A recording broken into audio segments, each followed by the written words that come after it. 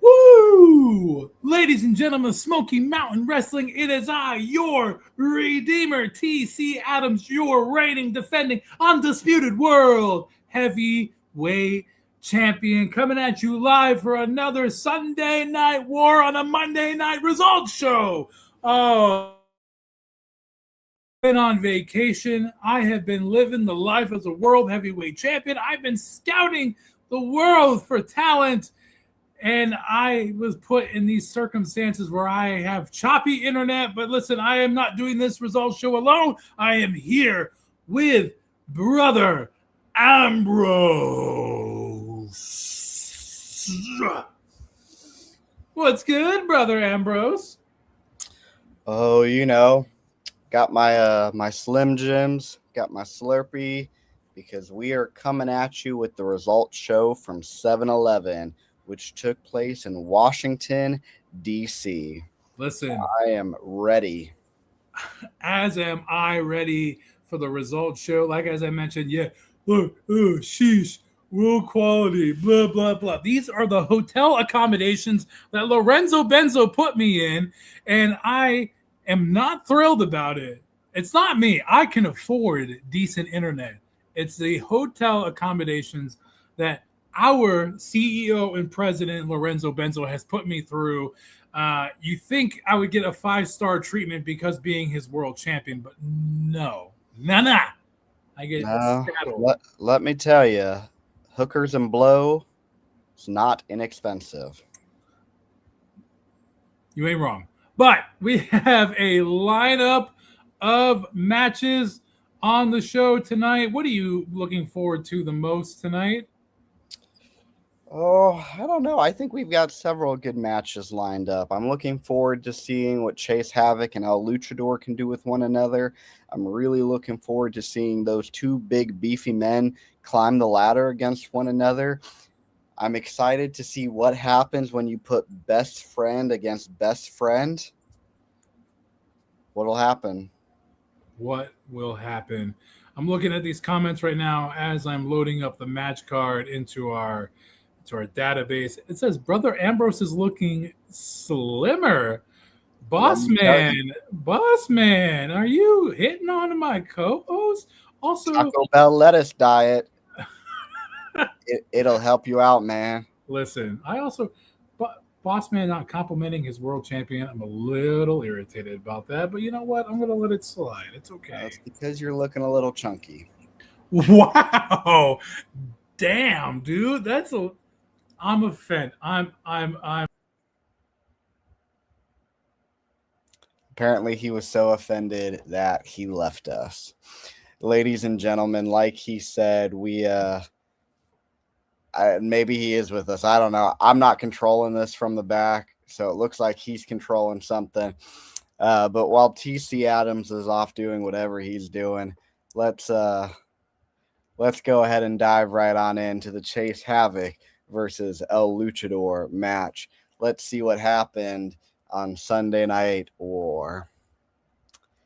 As we begin, the arena is absolutely deafening as the bell rings for our featured contest on Sunday Night War. El Luchador enters as the undisputed fan favorite here. His iconic mask is glistening under the lights, but all of a sudden the atmosphere turns cold as Chase Havoc steps into the ring. Havoc doesn't even look at the crowd. He doesn't give a crap. His eyes are locked directly onto his opponent, fueled by the same volatile aggression that led to his unprovoked and brutal attacks on Casey Luchador and his former tag team partner, Reggie Walker, in the last couple weeks. From the very beginning, from the moments when the match began, Havoc's brawler style dominates the pace of this match. He ignores the opening lockup, instead throwing a stiff super kick that catches El Luchador off guard. Havoc immediately takes advantage of this, dragging El Luchador into the corner and raining down heavy, clubbing blows. He drags his opponent to the center for a thunderous suplex. following it up with a cocky pin attempt that El Luchador kicks out of at 1, 2, kicked out. Havoc's frustration begins to show. He drags El Luchador back up and hoists him into a crushing angle slam, but he ends up spending too much time gloating to the crowd and allowing the Luchador just enough time to reach the ropes. The match intensifies as Havoc sets up for a high-risk move, climbing to the top rope to punish his opponents with a frog splash. However, El Luchador rolls out of the way at the very last millisecond, causing Chase Havoc to crash hard onto the mat. El Luchador is sensing a shift and he begins to fire back. He hits a series of rapid-fire chops, then sends Chase Havoc bouncing off the ropes, catching him with a stunning headbutt, the kiss that don't miss, that sends Havoc stumbling back into the turnbuckles. The tide turns when Havoc grows too confident again, signaling for his Anarchy Reign signature. He swings for the fences, but El Luchador ducks at the last second, finally finding his opening. The crowd can tell that there's a change in the atmosphere and surges to their feet as El Luchador unleashes a flurry of strikes. In the frantic chaos of the comeback, El Luchador charges forward, but Havoc is able to skillfully sidestep, sending his opponent careening directly into the referee. Ladies and gentlemen, referees are not made to take a hit like that. Oh, the referee collapses into a heap, leaving the ring without anybody to call the shots. Havoc immediately sees his chance to play a little dirty, pull a little dom, his chance to cheat. So he slides out to grab a steel chair, just as he did when he targeted his former partner, Reggie Walker. But before Chase Havoc can swing the weapon, however, a blur of movement streaks out from the crowd. Reggie Walker comes running and jumping over the barricade to a thunderous pop, storming the ring to snatch the chair away from Chase Havoc's grasp. Chase is completely caught off guard, and he turns around only to walk directly into the path of an angry and surging El Luchador. El Luchador expertly executes the panty dropper, delivering 2 stinging knee strikes, followed by an immediate bounce off the ropes into a soaring, beautiful, picture-perfect flying knee to the big old head of a dazed and confused Chase Havoc. While Chase Havoc is reeling, El Luchador realizes he cannot hesitate.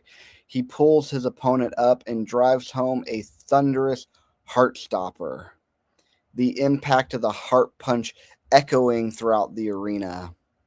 He hooks the leg, and as the referee finally stirs to make the count, El Luchador secures the decisive pinfall victory. 1, 2, 3.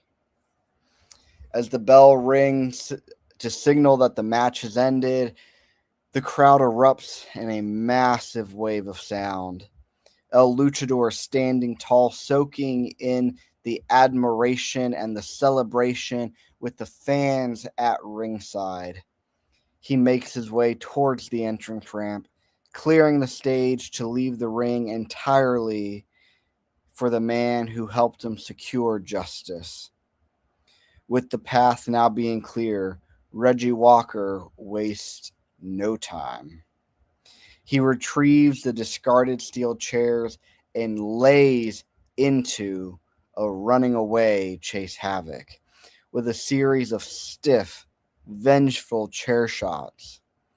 Battered and realizing that the momentum has completely shifted, Havoc rolls out of the ring and scrambles up the ramp in a desperate retreat. Reggie Walker stands alone in the middle of the ring. His eyes are locked on the cowardice of Chase Havoc. finally claiming his moment of retribution, while the cameras zoom in on El Luchador, raising his arms in victory at the top of the ramp. TC, welcome back. What'd you think of that match there? Listen, I can't stand either of these motherfuckers, but listen, good match. Well, speaking of these two MFers, they're not done yet. I know we just saw their match, but somehow Chase Havoc is able to weasel his way into all these different companies, and so we actually have an ad read from Slim Jim. And so picture this, everyone. There's Chase Havoc, and he says to you, "Hey, brother, you ever get so hungry you feel like you could body slam a vending machine? Well, don't be a jabroni. Snap into a Slim Jim. Chomp. Ooh, yeah, that's the taste of victory. Smoky, meaty, absolute championship caliber. You know what else has a satisfying snap and crunch? Me, as I just stepped into the ring with El Luchador. I'll snap into a Slim Jim just like El Luchador snapped me in half. I'm talking fold me up like a lawn chair, send me into the shadow realm, explain my life choices kind of snip, snap, snapping. So while I'm over here enjoying this delicious seasoned beef, El Luchador is over there warming up by bending steel pipes into pretzels, just like he did to me.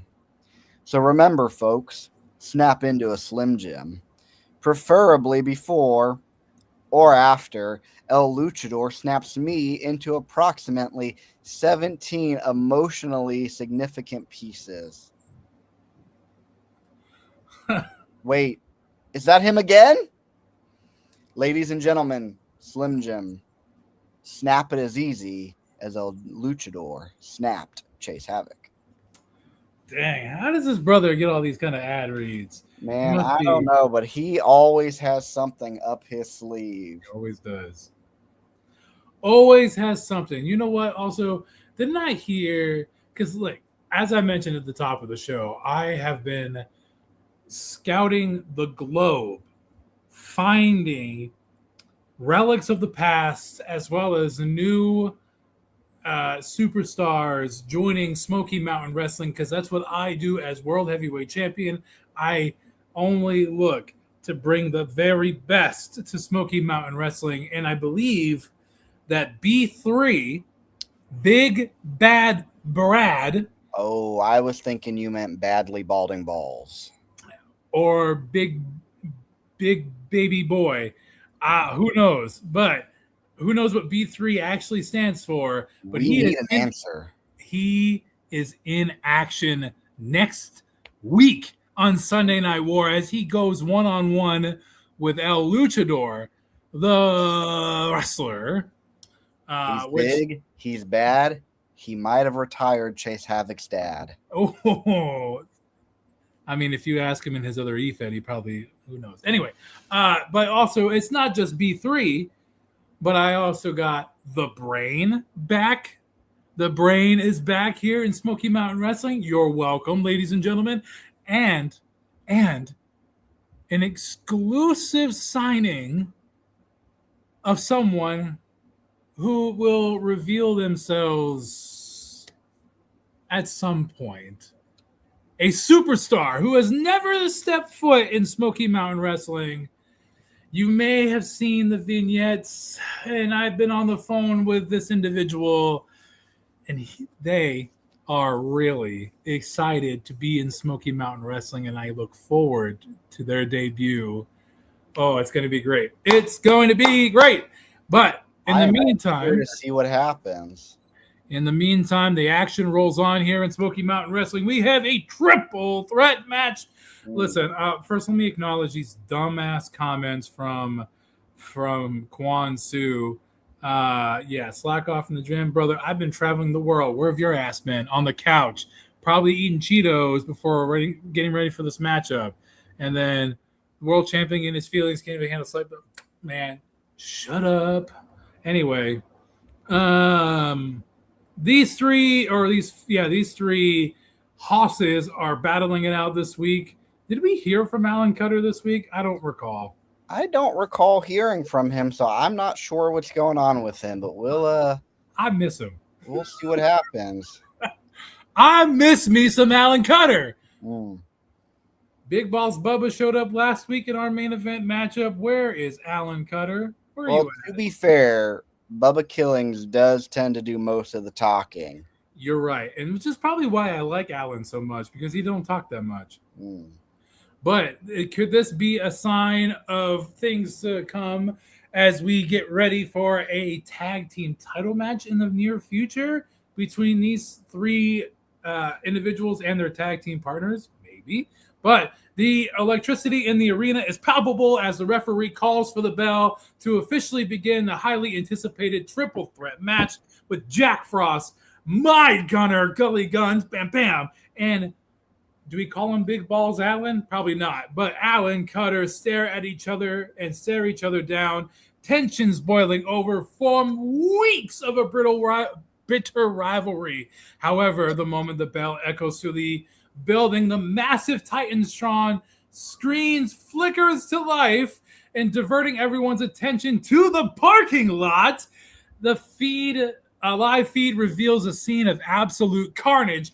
My man, Dump Truck is there. Ooh, my brother who has dropped so much weight and he is more agile than before. Dump Truck is there and he has clearly ambushed Jack Frost's partner from Animation Domination, Peter Pan, and the footage is sickening brutal as Peter Pan is already in a crimson mask, his face a bloody mass after Dump Truck violently slams his head straight through the reinforced glass of a car window. With Peter Pan completely incapacitated, Dump Truck isn't finished. He hauls the lifeless body onto the hood of the vehicle and executes a sickening Mac Daddy slam, driving Peter Pan through the front windshield in a display of pure, unadulterated malice.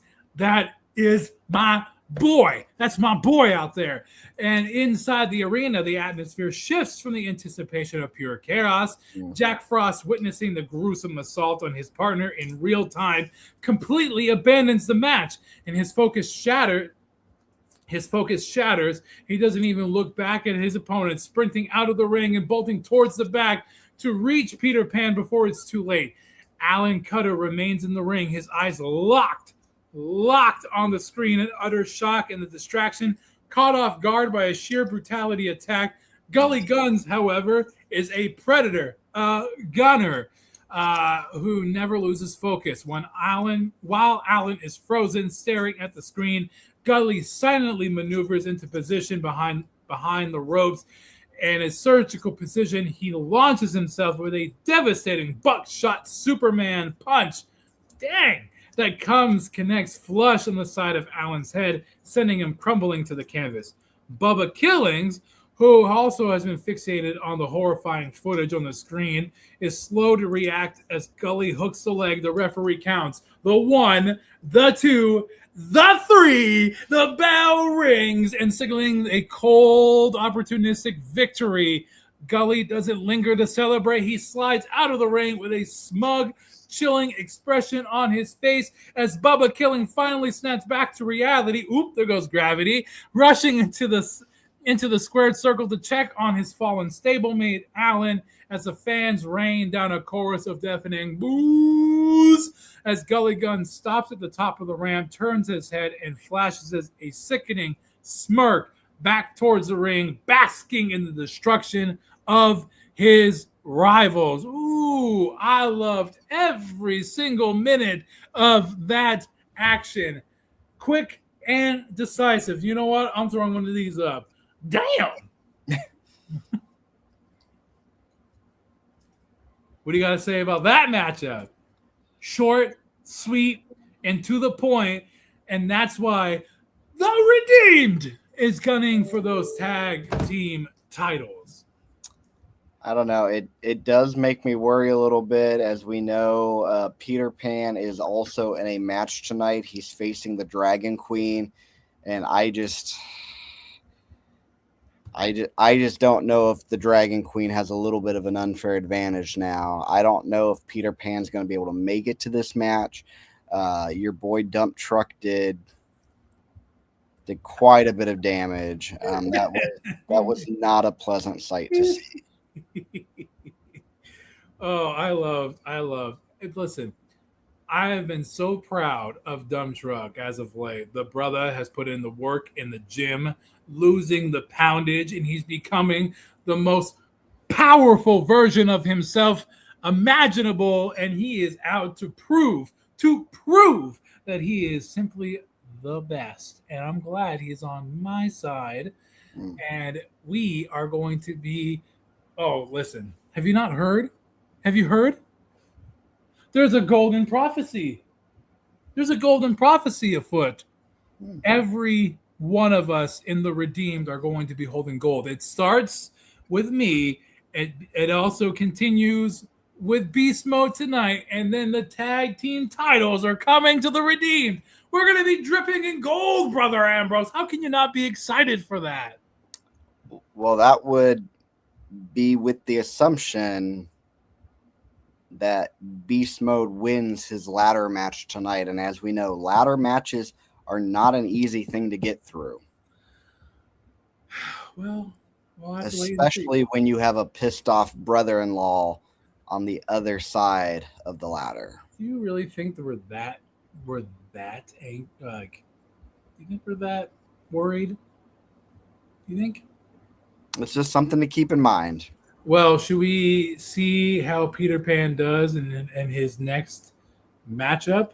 Yes, I will be absolutely amazed if he's able to make it to the ring tonight. I would be shocked. But just to let everyone know, following this matchup, we will have a live interview with DC's own President Donald Trump. Yes, yeah. Ooh. Oh, wait. Ooh. Oh, it's Stu Heyman, not our president, not our president. Well, anyway, let's go ahead. Let's see what happened during this match, so that we can sit down with Stu Heyman and let him cook for a little bit. And so after that brutality of the previous match, the arena lights dim, and the opening notes of "God is a Weapon" blast throughout the speakers. The Dragon Queen emerges in her long black trench coat, emblazoned with her blue dragon crest. She carries with her an aura of calculated menace as she marches to the ring, her eyes locked on the squared circle, completely unfazed by the crowd's reaction of both cheers and boos. Dragon Queen enters the ring and sheds her coat, ready for battle. Suddenly, the crowd erupts, but it's not in support of Dragon Queen. Amazingly so, Peter Pan slowly emerges and tumbles out from behind the curtain. Honestly, ladies and gentlemen, he looks like a shell of his usual self. There's thick white athletic tape wrapped heavily around his head and his waist, covering up the brutal injuries that he sustained in the parking lot attack just a few minutes ago. Honestly, y'all, I'm amazed that medical cleared him. He's grimacing with every step, favoring his ribs and visibly limping. The officials and the medical staff are surrounding him. Looks like they're frantically trying to steer him back towards the locker room, pleading with him to call off the match. So maybe he hasn't actually been cleared. But Pan violently shakes them off, pushes them to the side, and his eyes are burning with absolute defiance. He hobbles up the steel steps and he rolls into the ring, clutching at his side. The official looks at him and he asks him, "Are you sure? Are you sure?" And Pan nods. "Let's do this." Dumb. The referee calls for the bell. Dragon Queen doesn't hesitate for a second. She explodes across the ring, driving a thunderous forearm into the taped-up ribs of Peter Pan. Pan gasps, doubling over in pain.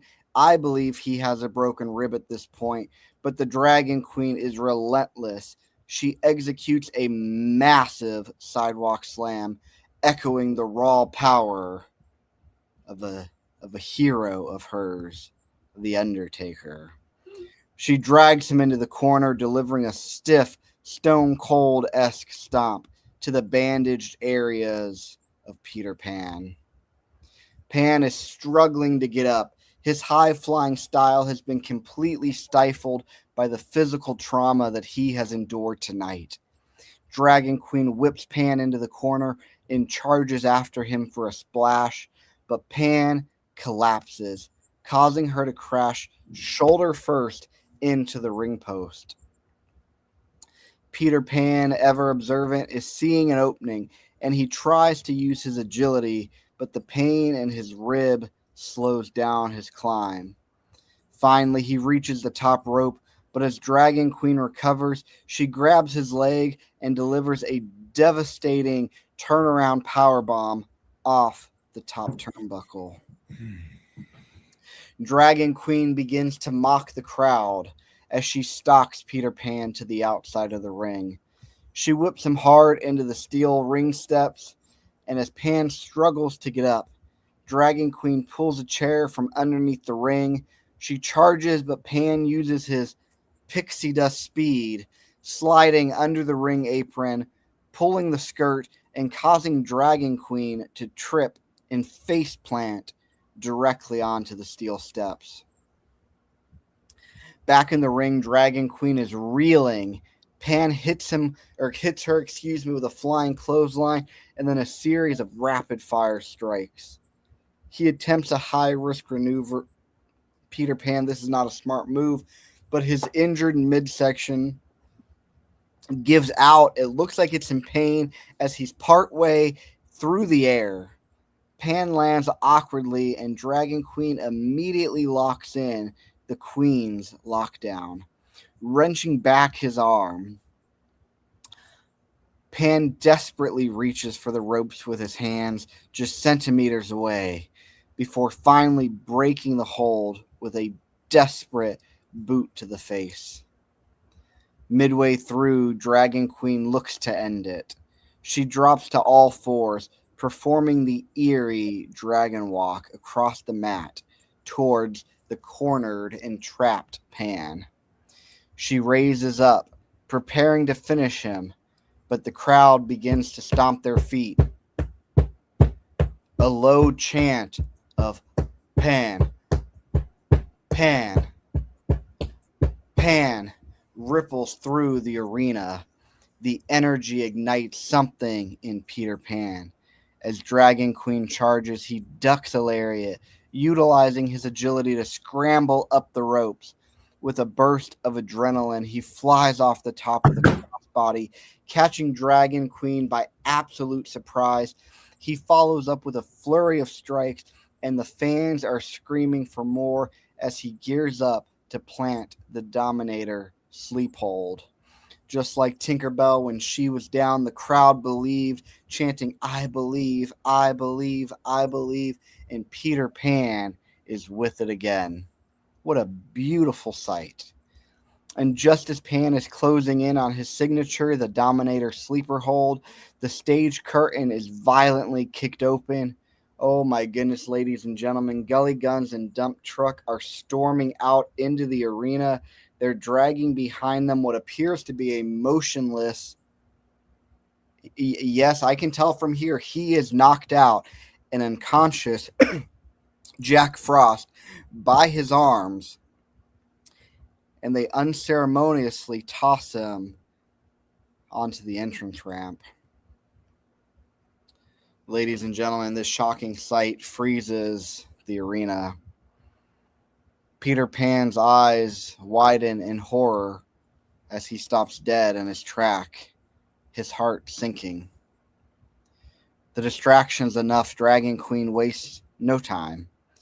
She capitalizes on this distraction and she blindsides a stunned Peter Pan, scoops him onto her shoulders, and with a ruthless display of strength, drills him into the canvas with the sweet dreams.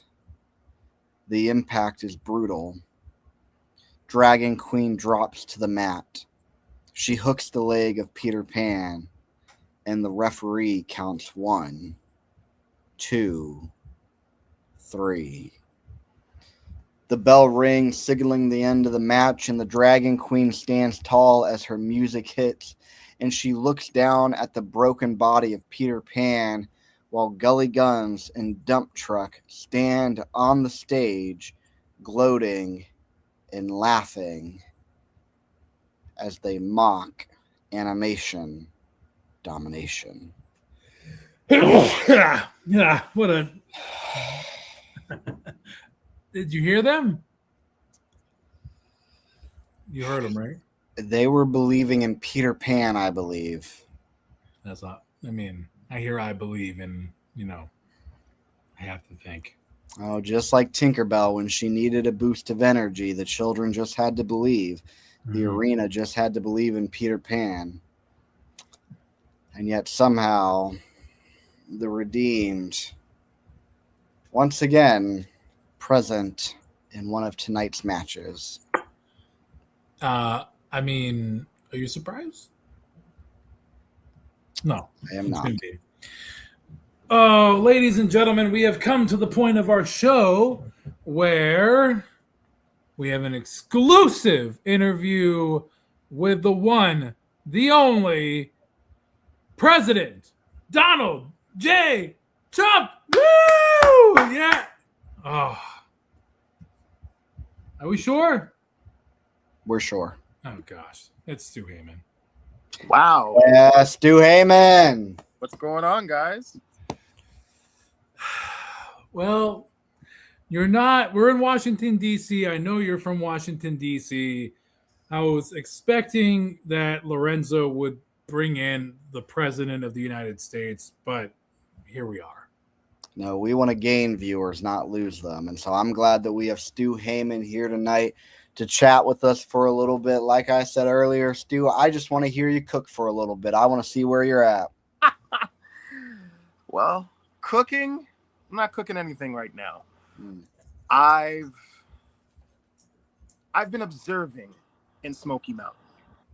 I've been listening. I've been hearing what's been going on. This is how I know that Smoky Mountain Wrestling is the place to be, because we actually pay the bills around here, which means both of you all can hear me through StreamYard. But that's neither here nor there. We're grateful for that because we pay the bills. Secondly, there's too much going on in this season of what's next. Everybody wants to grab titles. Everybody wants to throw bitch fits and things like that. But me, I want to tell a story. I've seen injustice of a certain cash-in. I've seen backyard bullshit. I've seen temper tantrums. Fuck Chase Havoc. And I've seen families fight over that piece of gold. But the thing is, families fight, but they also come together, and which leads me to Kwansu and Beast Mode. The fact that these two have to fight and fight and fight, it makes me sick to my stomach. Because these two, I know what these two are capable of, especially Kwansu. Kwansu and I just went into battle. But I also know how beast mode is. But then again, on the other hand, I know how my sister is. And when she comes back, she's coming back with a vengeance. And when she comes back, well, she's going to have to start dethroning people. But until then, I have to defend her honor. So it doesn't matter where I'm going to be. It doesn't matter what's going to happen. I just know I have to start writing some stories, writing some chapters. Even if that means cutting the head of the leader. Even if that means fighting and clawing my way just to be a #1 contender.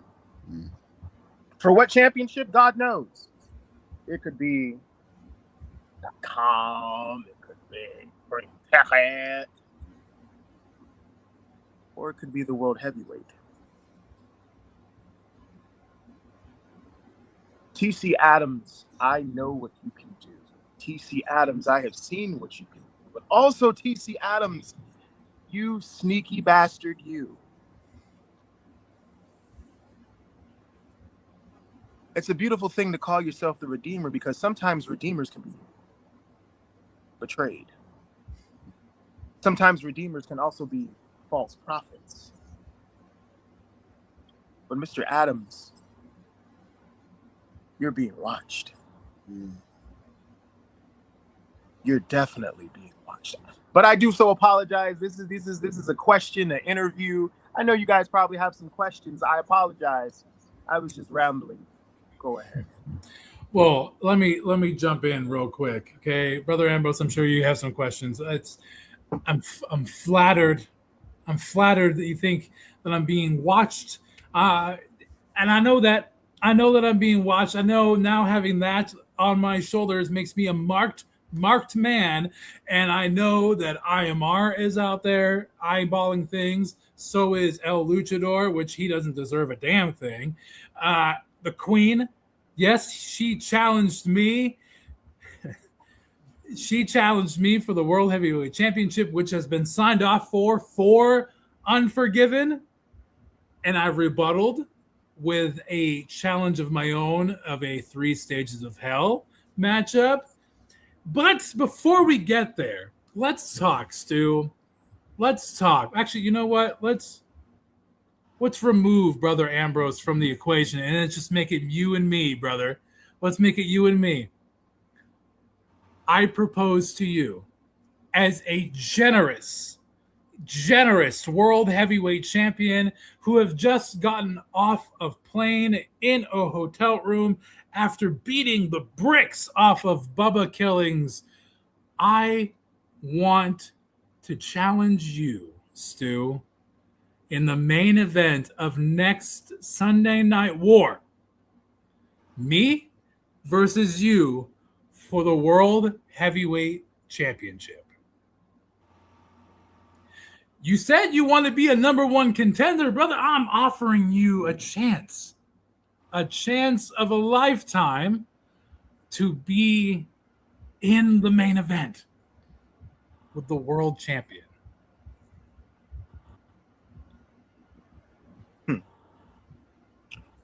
Stu Heyman versus TC Adams for the World Heavyweight Championship. I accept. Oh, there it is. There it is, ladies and gentlemen. You have your main event for next week's Sunday Night War. Well, I mean, that's if Lorenzo Benzo agrees to it. I'm sure he's watching right now. And is there a stipulation you would like to add to this match? Bubba was stupid enough to be blindfolded with one arm tied behind his back. How stupid do you want to be? Stupidity at its best, but smart. Let's do this the old-fashioned way. One fall, regular match. Done. It's official. Let's go. He said it was simple, boss man. He said One fall, straight up, one-on-one match. That's what we're getting. Okay. I look forward to it, Stu. And I promise that I will make you an example of what I'm going to do to the Queen at Unforgiven.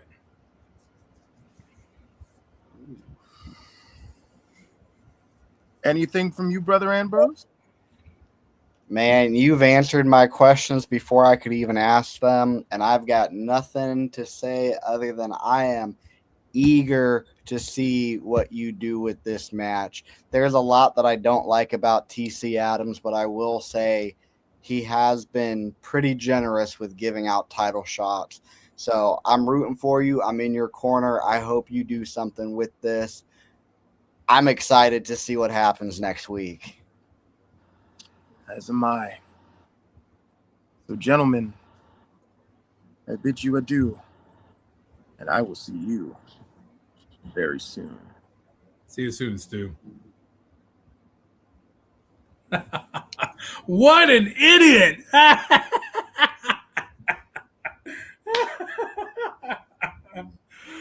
Oh, I can't believe he went for it. I can't believe it. I don't know. That does put a little pressure, though, because if he wins, does that mean that he then has to face the Queen at Unforgiven? And is that something that he wants to do? Nope. He loves her so much. He loves her so much. I have to avenge the Queen. Bull crap. Listen, Stu is linear focused. He doesn't want to face the Queen. And trust me, he's not going to. He ain't going to face the Queen. And still, we will see. All right. What a good interview with Stu. I appreciate his time. I'm glad I was able to challenge him, put him in his place. But now we have two of our champions heading head-to-head in a one-on-one contest. These Kansas City boys are colliding in the ring. They're friends, aren't they? I believe they're best friends, actually. Best friends. Maybe they could be champs one day. Yeah.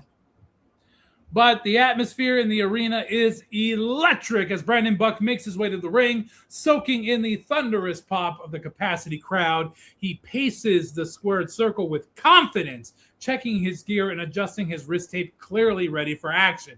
The energy shifts abruptly, however, when Craig Harris' signature music begins to blare over the sound system. The track loops incessantly, echoing through the rafters, yet the stage remains empty, leaving the fans visibly confused. As Brandon Buck scanning the entranceway for his opponent, who is nowhere to be found, and then suddenly the arena plunged into total suffocating darkness when the lights flicker back to life, and the complexion of the night has changed entirely. D-Man Smoke has stationed on one side of the ring and JC Renegade on the other, slowly closing the distance and cornering Buck like a pack of wolves.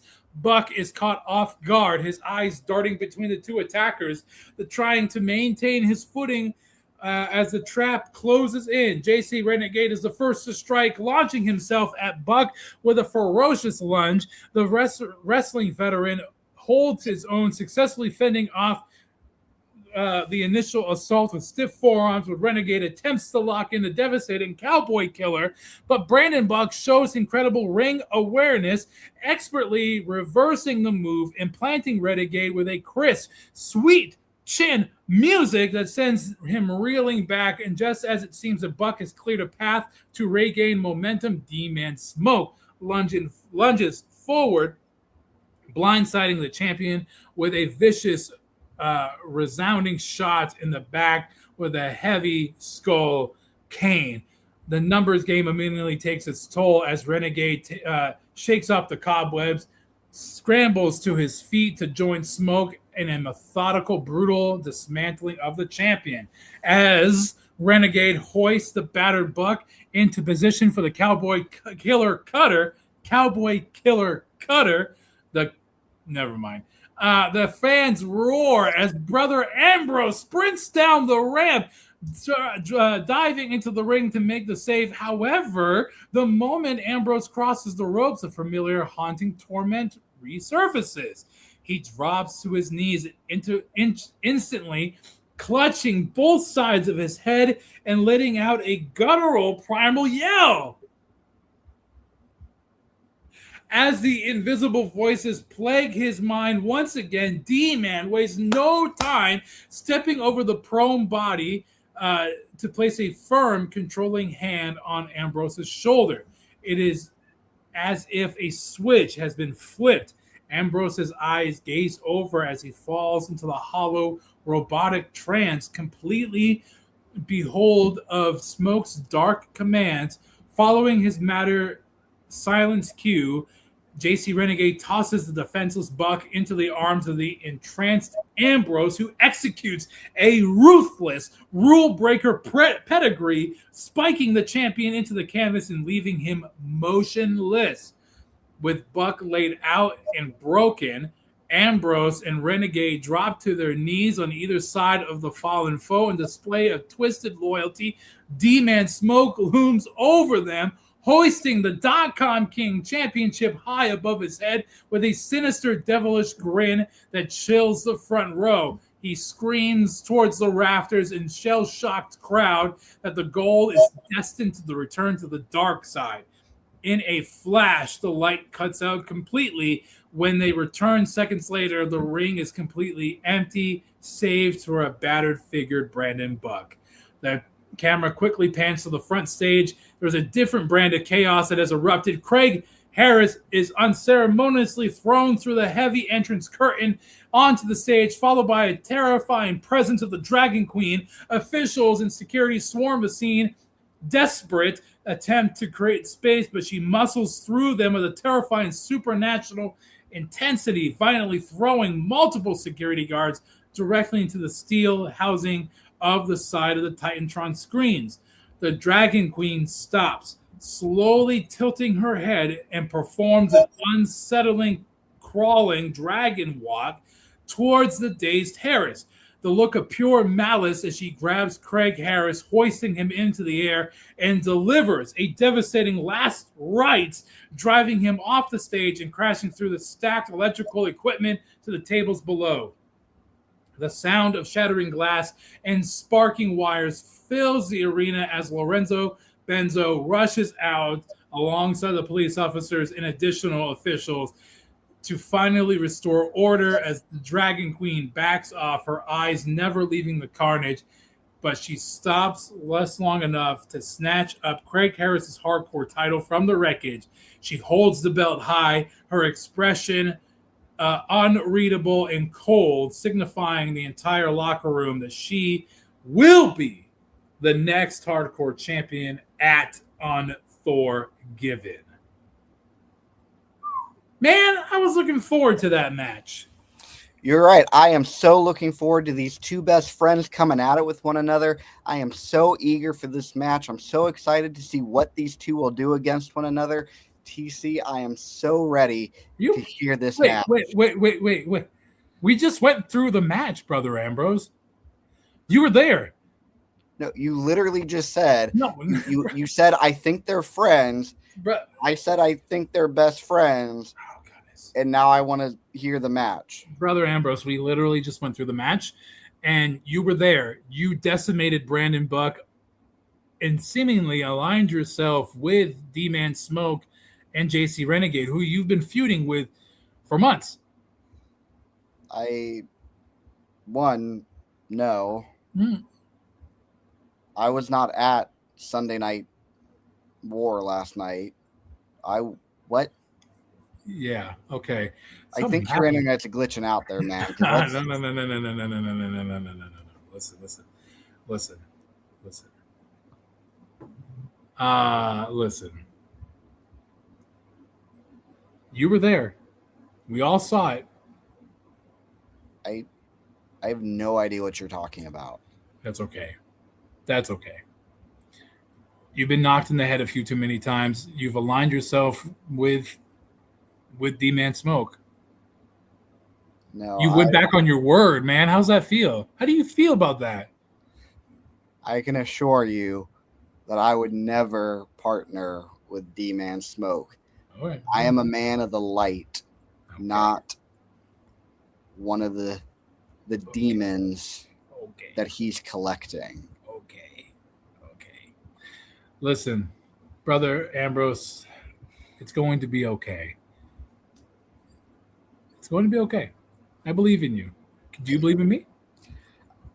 I'm not sure why we're skipping the match. I feel like there's a joke happening here that I'm not a part of. But whatever. It's all right. So what? Where are we at then? Well, we're almost at the main event. We're almost there. We're at the main event. We're going to crown a brand new green ticket champion, even though it's against my will because I want. But I know that Beast. Look at JC Renegade. No. But look, this is what Quan Su said before. Let's have a conversation. Quan Su wants to have a conversation with Stu probably after he gets his ass kicked tonight. But like Beast is going to kick the ass of Quan Su, and then he wants to have a conversation with Stu, who's going to get his ass kicked next week in the main event of Sunday Night War for the World Heavyweight title. I mean, we will see. I'm excited to see what these two gentlemen do tonight. Listen, the Beast is going to win this match, and he's going to cash in on Brandon Buck. That's the plan. And then we can get rid of the green ticket title forever. And I know that Beast wants his .com King title back. He misses it. He told me. He told me. He misses it. Yeah, but if Beast does win, why would you settle for a lesser title? Whoa, it's not settling. It's not settling. If you are a champion in Smoky Mountain Wrestling, you are a made man. And I told you earlier, we're going to be dripping in gold. It's part of the golden prophecy. Robert and Hayden couldn't do it. Now I got Dump Truck and Gully Guns. They're going to handle business. And now, tonight, that green ticket title will not, I tell you, be in the hands of Quan Su. Well, I guess time will tell, right? We shall see. Oh, my gosh. TC doesn't want Beast as number one. Did you not listen to what I said to the Queen the other day? You're not paying attention. I am giving him everything that he needs. Something that you can't do, Quan, and what Queen could never do. I'm giving him everything he needs. Everything. LTC, do you want to call this match or do you want me to? How about I'll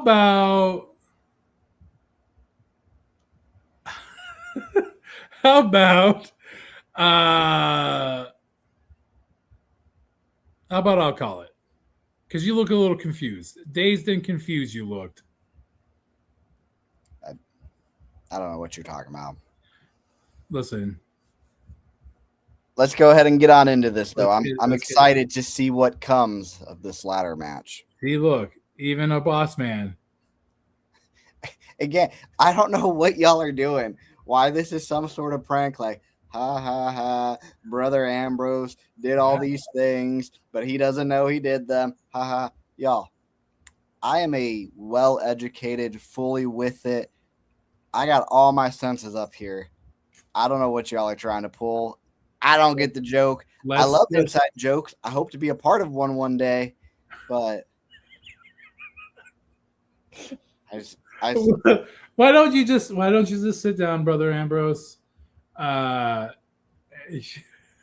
Look, Ambrose, you were out. Yeah, see, look, you just need to sit down. I'll call this man. You just need to sit down, take a breather. It's gonna be okay. All right, enjoy it. All right, let's see what happens. All right, the arena is vibrating with a dangerous electric energy as the main event for the green ticket title explodes into motion high above the chaos. And a private skybox is the rest of the redeemed. To watch with arrogant, unshakable confidence, their eyes locked on Beast Mode as he prepares for his coronation. Right. The mood shifts instantly as the house lights cut. A haunting cold strobe washes over the arena floor. Beast Mode storms through the backstage corridor with the intensity of a man possessed. His path carved through a wall of security, he bursts through the curtain, surging directly in the sea of fans, shoving the onlookers aside, shoving kids too, Brother Ambrose. You seen this? Shoving kids aside as he bursts, shoving the onlookers aside until he reaches the ring. He leaps onto the apron. The exact moment a thunderous explosion of black and red pyro erupts, backlighting his silhouette in display of pure raw dominance. My beast shoving them children out of the way. You know what he said? You know what he said? He said, fuck them kids. That's what he said. I heard him say it. I heard him say it too. Yeah.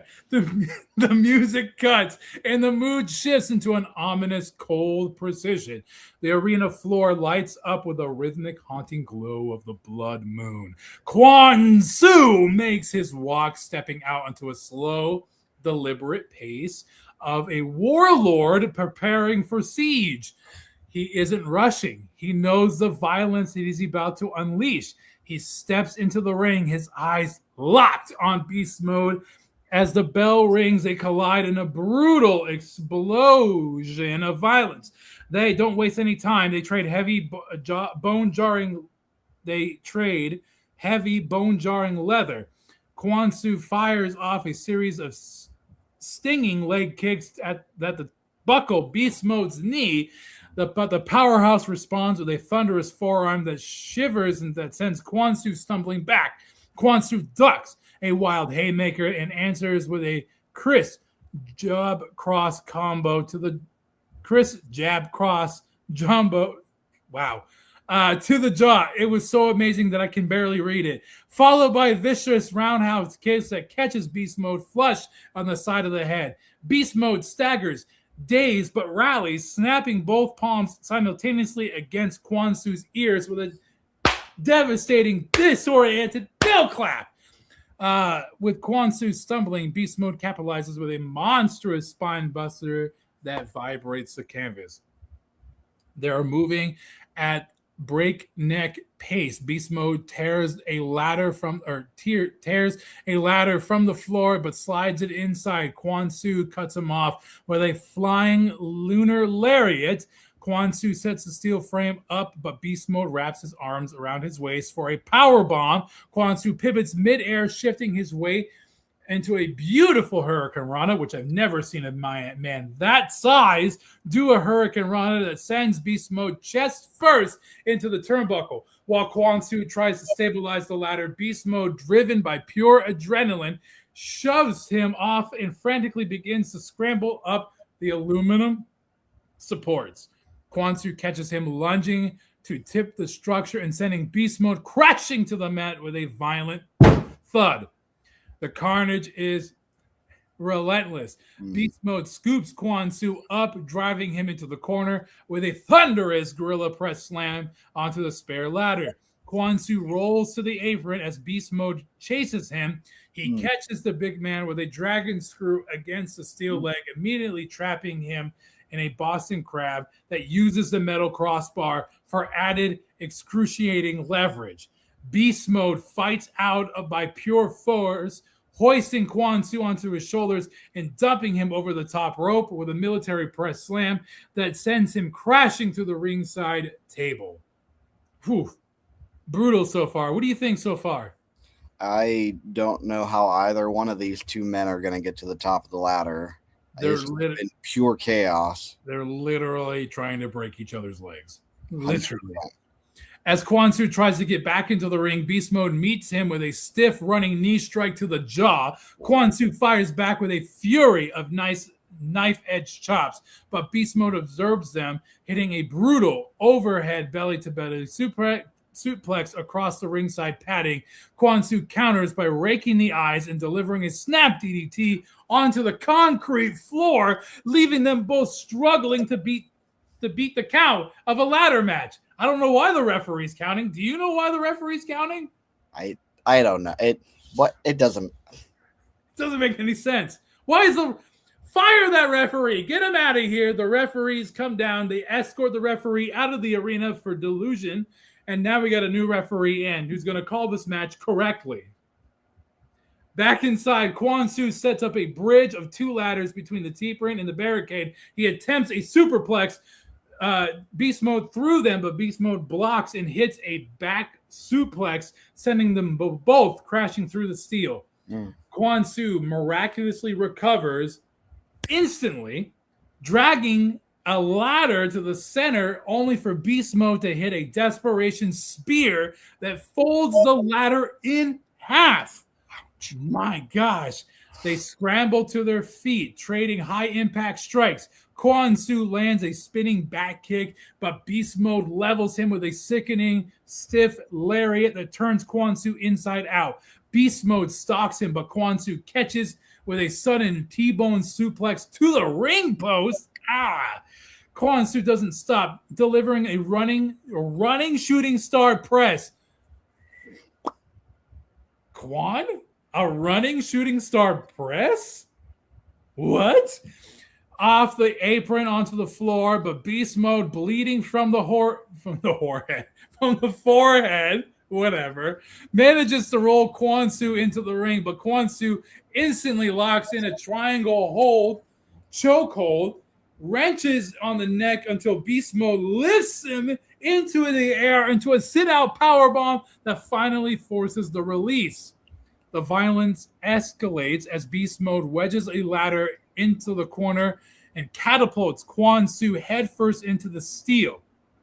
The impact leaves a dent in the aluminum and a crimson mask on Kwanzaa's forehead. Kwanzaa staggers back, only to be caught by a brutal series of stomps from Beast Mode, who then slams the ladder horizontally across Kwanzaa's chest. As Kwanzaa struggles to breathe, Beast Mode executes a leg drop from the second turnbuckle onto the ladder, driving the metal deep into his opponent's ribs. Kwanzaa barely able to move, but in an act of pure defiance, he grabs the ladder, drags it to the center, and hits a full moon choke slam, dropping Beast Mode spine first onto the sharp edge of the steel. Oh my gosh. This is crazy. Absolute chaos. Just as the momentum teeters, the Queen suddenly sprints from the crowd, screaming in rage. She's in tears. She tears into the ring, targeting the weakening Beast Mode with a series of frantic, desperate slaps. Bop, bop, bop, bop, bop, bop. And then she was quickly cut off as she tries to interfere with the ladder. Beast Mode catches her mid-stride, hollering her up for a choke slam that sends her crashing through the second smaller ladder, leaned against the turnbuckle. She lays motionless in the debris as the referee scrambles to assist her. The match forces a temporary tense halt in the action. Oh my goodness. Beast Mode choke slamming his own wife. I love to see it. Woo, what do you think of that? I'm just wondering if Lorenzo in our health insurance pays for marital counseling. They're going to need it, I think. Back inside, they trade stiff, exhausted strikes. Kwanzaa digs a series of knees into Beast Mode's midsection, followed by a thunderous thrust kick that sends Beast Mode reeling into the ropes. Beast Mode bounces back by ducking a desperate clothesline to unleash a combination of heavy hooks to the rib before connecting with a devastated pop-up powerbomb. They are shredded their shredded chest heavy. Neither will be yield. Beast Mode mocks his opponent, winding up for a slow motion bell clap, but Quan Su counters with a desperate soul strangler, dragging Beast Mode off the ladder into the punishing crossface. Beast Mode finally rips the structure apart to break the hold. His arms free and his eyes are wide. The ladder is set again, and Quan Su climbs, but is stopped to deliver the Curse of the Blood Moon, a jumping package pile driver, from halfway up, burying Beast Mode into the canvas. Beast Mode somehow finds the strength, grabbing Quan Su mid-climb to deliver a $150 hidden blade, sending both men spiraling into a catastrophic mangled heap of metal and steel. Both men are shredded, gasping for air into the wreckage. Quan Su drags himself to the tallest ladder, his fingers inching away from gold. Suddenly, the arena goes black. There is no music, no fanfare, just terrifying silent presence of a figure in a nondescript obsidian black mask vaulting the barricade. He moves with a lethal, unnatural fluidity, sliding into the ring like a ghost, and tips the ladder, and Quan Su crashes down. The intruder looms over the dazed warlord, reaching down to grab Quan Su by the throat and jerking him up to his feet with terrifying strength. He holds it there for a split second, locking eyes before drilling him with a sickening crisp kick, rocks, super kick that snaps the head back with absolute clinical kiss the ring back fist as Quan Su collapses in complete motionless. The arena is paralyzed. The intruder reaches up back behind his hood and mask and hits the physical shockwaves. It's motherfucker! Motherfucker is here! The deafening, visceral, holy shit chants thunderous throughout the entire building. The fans are in absolute disbelief. He ignores the roll, flashing a wicked star-studded grin and the carnage of it that he has orchestrated. He glances at the wreckage that is complete disdain. He climbs the apron, exits, pausing on the ramp to fix his gaze directly on the hard camera, excluding a chilling supreme confidence before turning away. But Beast Mode sees a window. His agonizing self pulls him up the ladder, his hand trembling as he finally unhooks the green ticket championship to secure the victory. And new green ticket champion, my beast, Beast Mode. The feed cuts to a split screen, a weary, victorious Beast Mode clutching his championship at the center of the ring, juxtaposed against the lingering shot of motherfucker standing alone on the ramp. His silhouette casts a shadow, the undeniable new gravity around which the entire industry must now rotate. Woo! You're welcome, ladies and gentlemen. You know how I talked about going around the globe, finding these wrestlers to come to Smoky Mountain Wrestling to wreak havoc and become part of the system. Listen, I went out and signed motherfucker myself. I went out and got him myself. He is not part of the redeemed. He's not part of the redeemed. But I thought that motherfucker would be an excellent addition to Smoky Mountain Wrestling. This man has got all the charisma, all the gravitas, everything that you want in a superstar. And listen, and he is going to put hands on Quan Su. Well, how do you feel that one of your own can now take a shot at you if he wants to? He's not going to. We've already talked about this. That's putting a lot of trust in a man that betrayed his wife. I told you, I'm giving him everything that he needs.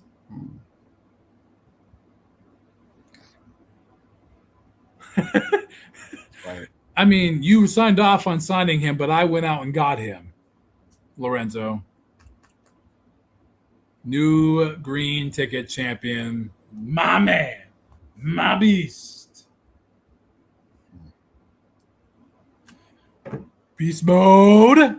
What a great Sunday night war, wasn't it? I thought it was excellent. It was good as always, and I'm looking forward to seeing what comes out of it. Listen, we already know what's supposed to be happening next week. We got B3, the returning B3, going up against El Luchador. And in the main event, yours truly, the World Heavyweight Champion, going one-on-one with that on the line against Stu Heyman. Oh, yeah. It's going to be great. It'll be wonderful. I'm looking forward to that. I hope the Queen is going to watch. Oh, I'm sure she will. Actually, let's put the Queen ringside for that match. I want her to see what I'm going to do to Stu Heyman. Okay. Visibly see it. Let's have her ringside. You're invited. Front row. Ticket will be available for you, Queen. Front row. Okay?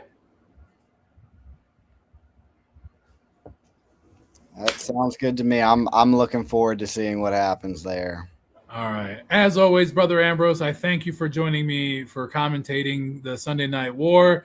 It has been a pleasure and an honor to be alongside you. I don't say that too often, but I do appreciate you.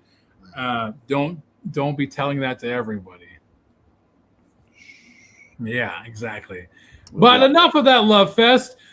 Ladies and gentlemen, this was Sunday Night War. We thank you for joining us tonight, and we look forward to seeing you all real soon. And as always, believe in your Redeemer. Bye.